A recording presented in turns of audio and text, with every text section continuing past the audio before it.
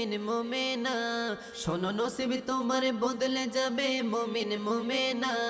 আজ বলবো আমি তিন ব্যক্তির করুণ ঘটনা, আজ বলবো আমি তিন ব্যক্তির করুণ ঘটনা।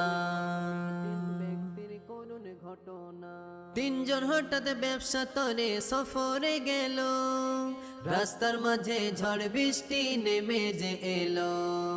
একটি গুহার ভিতর তারা আশ্রয় নিল, ভিতর ঢুকে বিপদ তাদের সম্মুখে এলো। বড় একটি পাথর হঠাৎ গড়িয়ে এসে তাদের গুহার দরজায় আটকে গেল যে শেষে। চেষ্টা তারা করলো পাথর একটু সরে নাই, ভাবলো তারা মোদের তো আর বাঁচার উপায় নাই।